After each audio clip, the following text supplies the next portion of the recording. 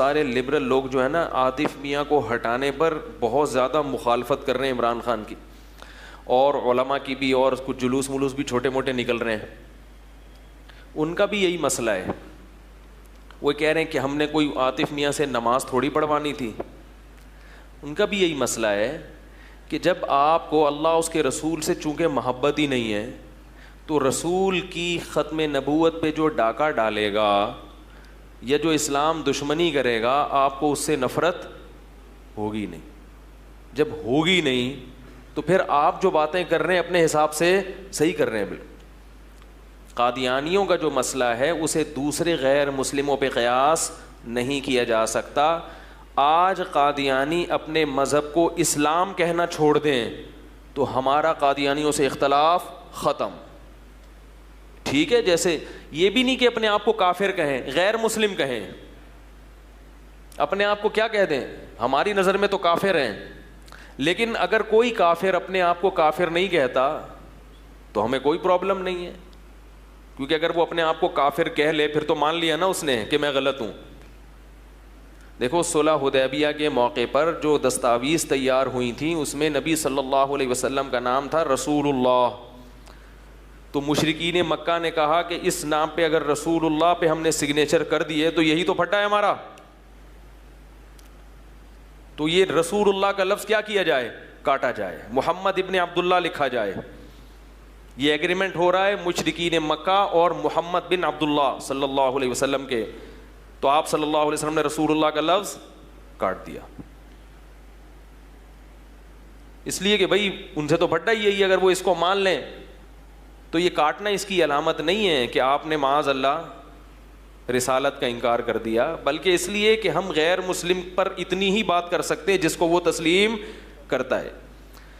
تو اگر یہ جو جتنے بھی غیر مسلم ہیں اپنے آپ کو کافر نہیں کہتے تو ہمیں کوئی غیر مسلم کہیں, کیونکہ اسلام محمد صلی اللہ علیہ وسلم کا لایا ہوا دین ہے, اس میں ہم ڈاکہ برداشت نہیں کریں گے. کسی ایسی چیز کو اسلام کہا جائے جو اسلام نہیں ہے, یہ قابل برداشت نہیں ہے. لہذا جو قادیانی ہیں وہ غیر اسلام کو اسلام کہہ رہے ہیں, وہ اس دین کو اسلام کہتے ہیں جو مرزا قادیانی ملعون لے کر آیا, جبکہ ہم یہ کہتے ہیں کہ وہ شریف انسان نہیں تھا, پیغمبر ہونا تو اس کے بعد کی چیز ہے.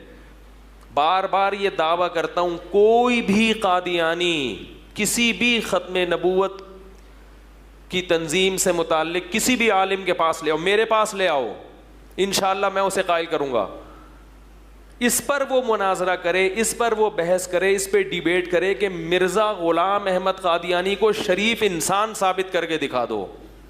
شریف انسان, نبوت سے پہلے کیا ہے شرافت. آپ صلی اللہ علیہ وسلم نے جب نبوت کا دعویٰ کیا تو آپ نے پہلے کیا کہا کہ کبھی مجھے جھوٹ بولتے ہوئے دیکھا تم نے, بتاؤ میں کیسا ہوں. لوگوں نے کہا آپ صادق اور امین ہیں. پہلے اپنا اچھا انسان ہونا ثابت کیا جاتا ہے, نبوت اس کے بعد کی چیز ہے.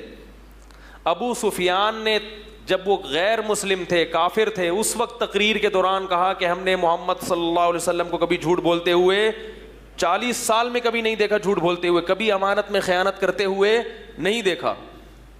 حضرت خدیجہ نے 40 سال کی عمر میں 25 سال کے نبی سے جو نکاح کیا, وہ کیوں؟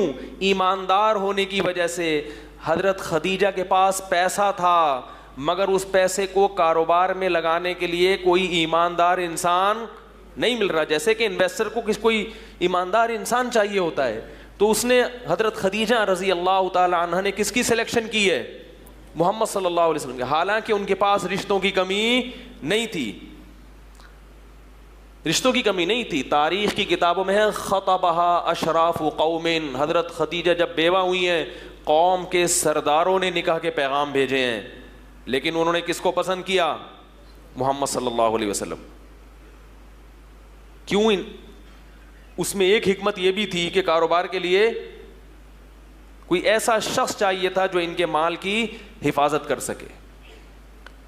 تو مرزا غلام احمد قادیانی کا صادق اور امین ہونا تو دور کی بات, شریف انسان ہونا قادیانی ثابت نہیں کر سکتے. یاد رکھو میں قادیانیوں سے ایک بات کہتا ہوں کہ اللہ کی آگ بہت سخت ہے جو اللہ نے نافرمانوں کے لیے تیار کر کے رکھی ہے. تم پروپیگنڈے میں مت آؤ, کسی عالم کے, صحیح عالم کے پاس بیٹھو اور اس کے ڈیبیٹ کرو, اس سے بحث برائے بحث کی نیت سے نہیں, حق کی پہچان کی نیت سے. اللہ کی قسم تمہارے سامنے مرزا غلام احمد کا جھوٹا ہونا ثابت ہو جائے گا. اور یہ خوابوں پہ اور الہاموں پہ مت چلو. میں جب اسکول پڑھتا تھا, کچھ قادیانی تھے کلاس فیلو, یہ چھوٹے سی کر کے میں اپنے اصل ٹاپک کی طرف آتا ہوں, یہ درمیان میں بات آ گئی ہے تو اس کو جلدی سے کمپلیٹ کر لو. قادیانی زیادہ تر الہاموں پہ اور خوابوں پہ چلتے ہیں کہ مجھے خواب میں مرزا غلام احمد کی بشارت ہوئی یا محمد صلی اللہ علیہ وسلم کی بشارت ہوئی, انہوں نے فرمایا یہ نبی ہے. اس طرح کی چیزوں پہ چلتے ہیں. خواب اور الہام کبھی بھی حجت, بولو بھائی, نہیں ہو سکتا. خواب الہام کبھی بھی حجت نہیں ہو سکتا. اللہ کے نبی کہہ دیتے صحابہ سے کہ تم سب کو خواب آئے گا رات کو کہ میں کیا ہوں, سچا ہوں. خواب جھوٹے کے بارے میں بھی آتا ہے اور سچے کے بارے میں بھی آتا ہے. اسلام میں خواب نبوت کا 46واں حصہ ہے, عین نبوت نہیں ہے. 46واں حصہ بہت اس میں جو حقیقت ہے وہ بہت سمٹ کے تھوڑی رہ جاتی. کبھی کبھار سچے خواب بھی آ جاتے ہیں, مگر خوابوں پہ کبھی بھی شریعت کا مدار نہیں ہوتا. یہ شیطان کی طرف سے بھی ہوتے ہیں خواب. گراؤنڈ ریئلٹی کو دیکھ کر فیصلہ کیا جاتا ہے. کبھی بھی خوابوں کی بنیاد اور الہاموں کی بنیاد پہ شریعت کے مسائل چینج نہیں ہوتے. ایک آدمی کا دلائل کی دنیا میں جھوٹا ہونا ثابت ہو گیا, روزانہ خواب میں فرشتہ آ کے کہے نا یہ سچا ہے, آپ کبھی بھی اس کے ساتھ کاروبار نہیں کرو گے. آپ بولو گے فلاں کے پیسے بھی لے کے بھاگا, فلاں کے بھی لے کے بھاگا, فلاں کے بھی لے کے بھاگا, تو میں خواب کی بیس پر 1 کروڑ اس کے حوالے کر دوں, ایسا کبھی بھی نہیں کرو گے آپ. تو خوابوں کی بیس پر اپنا پیسہ کسی کے حوالے نہیں کیا جاتا. کسی جھوٹے کو سچا نبی کیسے مان لیا جاتا ہے بھائی؟ کیونکہ میں قادیانیوں کے ساتھ اٹھا بیٹھا ہوں بچپن میں, مجھے اندازہ ہے کہ یہ کن چیزوں کو فوکس کرتے ہیں. خواب الہام, خواب میں سویا تو مجھے یہ آ گیا, میں اٹھا تو یہ پورا دین اس پہ چل رہا ہے. اور ہمارے ہاں بھی بہت سے بدعتیوں کا دین خوابوں اور الہاموں پہ چل رہا ہے. حضرت جی آئے تھے مجھے خواب میں, حضرت جی نے یہ بولا, حضرت جی نے وہ. میں کہا تو اللہ کا واسطہ تو سو جایا کر آرام سے. بہوؤں کو خواب میں سانسیں چڑیل بن کے نظر آ رہی ہیں, وہ کہتی ہیں سچا خواب ہے, کیونکہ سانس کیا بن کے نظر آئی ہے, چڑیل. اور ساس جب سوئی تو بہو اس کو سانپ بن کے نظر آئی خواب میں. وہ اٹھ کے کہتی میں تو پہلے ہی کہہ رہی تھی یہ سارا مسئلہ کہاں سے ہو رہا ہے, یہاں سے ہو رہا ہے.